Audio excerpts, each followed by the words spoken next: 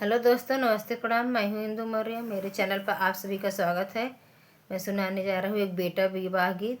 कैसा लगा comment box में ज़रूर बताइएगा दोस्तों। चलो अब शुरू करते हैं।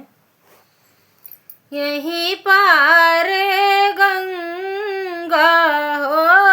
यहीं पार जमुना,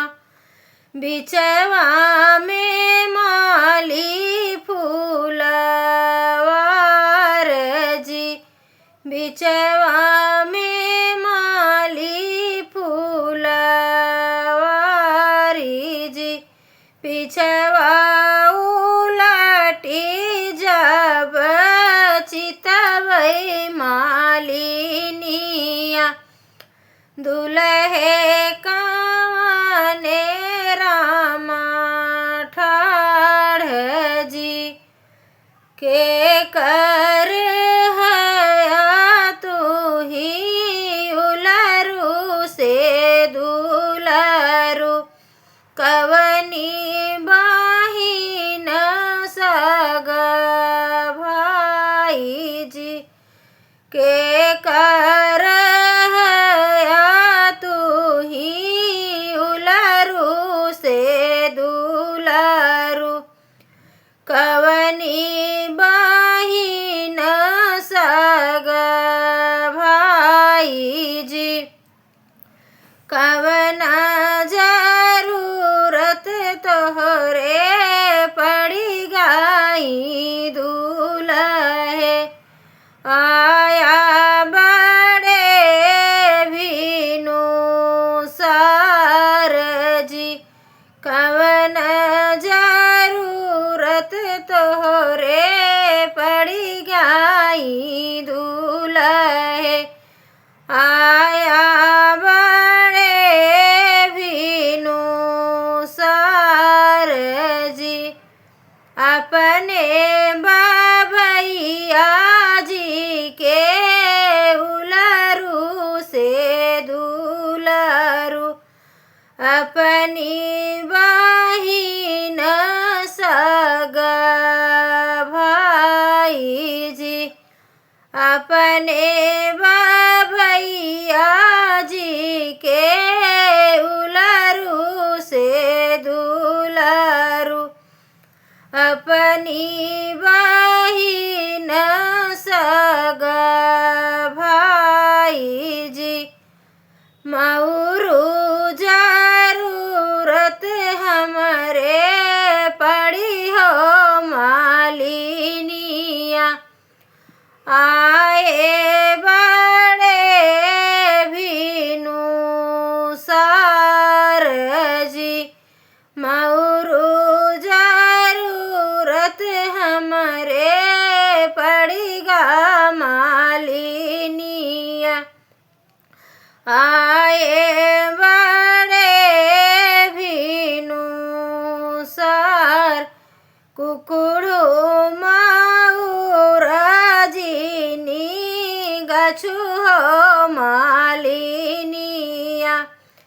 धूप लगे से धूपी छाई जी, कुकुड़ू माऊरजीनी गछु हो मालिनिया, धूप लगाई धूपी छाई जी, सोनवा माऊर तू ही गछु मालिनिया, धूप लागत लहराई जी, सोनवा माऊर तू ही गछु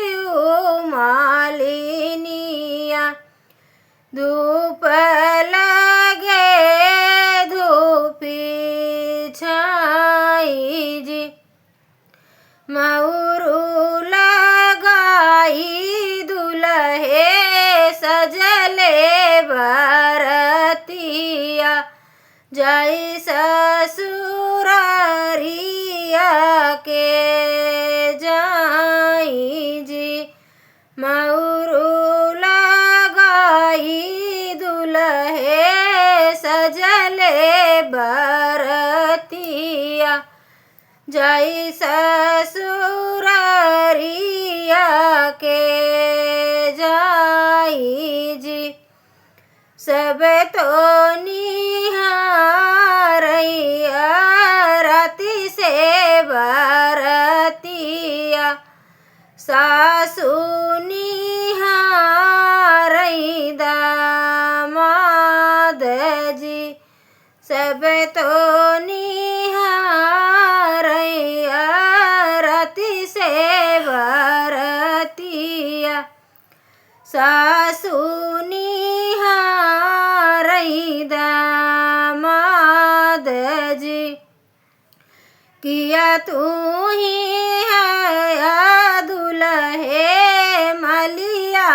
के जनमल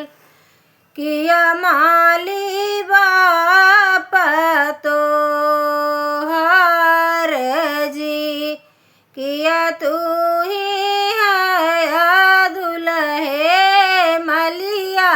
के जनमल किया माली बाप तो हर जी मलिया के जनमल सासू तो हरी बिटियावा माली लागई ससुर हमार जी मलिया के जनमल सासू तोहरी बिटियावा माली लागई ससुर हमार जी ऐसन छिनारिया के पुत नाही बियाहब भर मुख दिहल